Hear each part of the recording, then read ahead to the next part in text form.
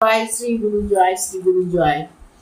আমি ইভা চক্রবর্তী আপনাদের কাছে আবার এক নতুন গুরু কথা নিয়ে এলাম।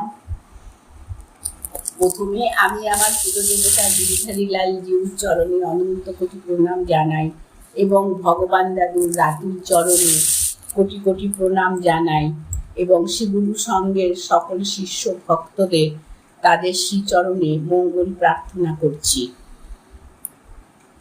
আজকে যে গুরু কথাটা বলবো সেটা ভগবান দাদু তার সন্তান সম শিষ্যদের কূটনীতি, ঝগড়াঝাটি, ঈর্ষা, প্রবণতা এগুলো সব বন্ধ করার জন্য বলেছেন। সেই বিষয়ে আমি কিছু আলোকপাত করছি। শ্রী শ্রী ঠাকুর তার নিজের প্রাণসম সন্তানদের কুঅভ্যাস থেকে মুক্ত রাখতে চাইতেন।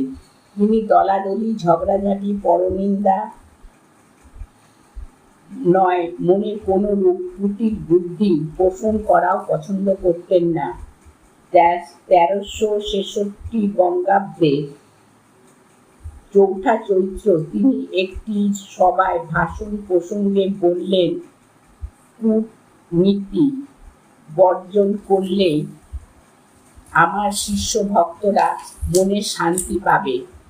কুটিল বুদ্ধি এবং ভিতরে ভিতরে রেষারেষি সম্পর্কে একটি ঘটনার উল্লেখ করছি। কোনো একটি শাখা সংঘের বার্ষিক উৎসবে শ্রী শ্রী গুরুদেব স্বয়ং উপস্থিত হবেন। এইরূপ একটি শুভ সংবাদ শুনে শুধু শিষ্য শিষ্যাই নয়, ওই অঞ্চলের সাধারণ মানুষও একজন মহাপুরুষের দর্শন পাবেন এই আশায় খুবই উৎফুল্ল হয়ে উঠলেন। ওই অঞ্চলে শিষ্যদের মধ্যে তখন 2 জন শিষ্য ছিলেন, তারা খুবই বিত্তমান এবং প্রভাবশালী। কুটিল বুদ্ধিতেও দুজনেই সমান। শ্রী শ্রী গুরুদেবকে নিয়ে আসার পর কার গৃহে বিশ্রামের বন্দোবস্ত করা হবে এই নিয়ে রেষারেষি এবং বুদ্ধির প্রতিযোগিতা শুরু হয়ে গেল। দুজনেই সমার্থক আছেন। কোন গৃহের কোন গৃহটি তার সেবা এবং বিশ্রামের পক্ষে বেশ উপযোগী এই নিয়ে 2 দলের মধ্যে বিতর্কের ঝড় উঠে গেল। সেবার ঘর, বিশ্রামের ঘর, শৌচ ঘর সবই এই জটিল তর্কের বিষয়। গৃহ প্রাঙ্গণ শৌচালয় বেশি পরিষ্কার পরিচ্ছন্ন করে তোলার জন্য যৌন মজুর এবং রাজমিস্ত্রির কাজ শুরু হয়ে গেল। বিতর্ক একেবারেই তুঙ্গে। দেখতে দেখতে দিনও এসে গেল। যথাসময় শ্রী শ্রী গুরুদেবকে নিয়ে আসার জন্য লোক পাঠানো হলো। সেই লোক ফিরে এলো।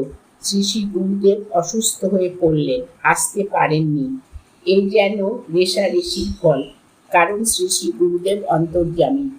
তাহলে এই সত্য ঘটনা থেকে আমরা জানতে পারলাম, আমরা আমাদের ভগবান দাদুকে নিয়ে যতই রেষারেষি করব ততই ক্ষতিটা আমাদের হবে। কেন, আমাদের মনে আশা থাকে গুরুদেব এসে হয়তো আমার গৃহে উঠবে, কিন্তু সেই আশা থেকে আমি বঞ্চিত হব।